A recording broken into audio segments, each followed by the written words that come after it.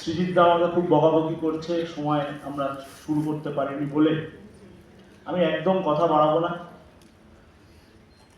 25 থেকে 28 আমরা একটা খুব বড় স্বপ্ন নিয়ে এটা ভেবেছিলাম। সেই স্বপ্নটা নিয়ে বসন্তজির কাছে গিয়েছিলাম। শ্রদ্ধেয় বসন্ত সেঠিয়া বলেছিলেন তোমরা এগো। তারপর যে মানুষটা আগলে শুধু না এগিয়ে নিয়ে গেছে তার নাম শ্রদ্ধেয় অগ্নিমিত্রা পাল। তারপর সৌরভ সিকদার, তারপর বর্ণালী সিনহা, শম্পা চক্রবর্তী। আমরা যারা গোটা টিম, কিছু লোকের নাম বলা হলো, কিছু লোকের নাম বলতে পারলাম না। আমরা প্রত্যেকে আপনাদের সকলের কাছে আজকে যে ভরা প্রেক্ষাগৃহ, আজকে অফিস টাইম বিকেল 5টার সময় আমরা বলেছিলাম, আপনারা সকলে এসেছেন।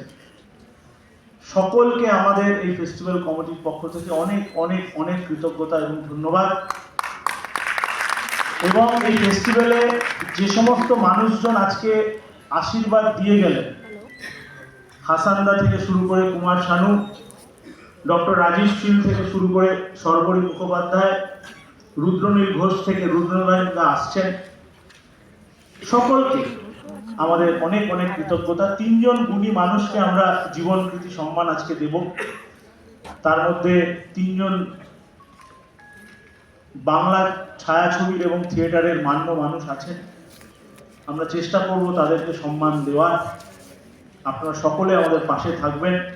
এবং বাইরে প্রত্যেকদিন এই প্রেক্ষাগৃহের বাইরে যে মুক্ত মঞ্চ, সেখানে প্রত্যেকদিন 150 জনের বেশি কবি, সাহিত্যিক, গায়ক, তারা সবাই তাদের পারফর্ম করবে। ভেতরে এবং বাইরে এই উৎসব চলবে। আপনারা সকলে ভালো থাকবেন। ধন্যবাদ এবং কৃতজ্ঞতা।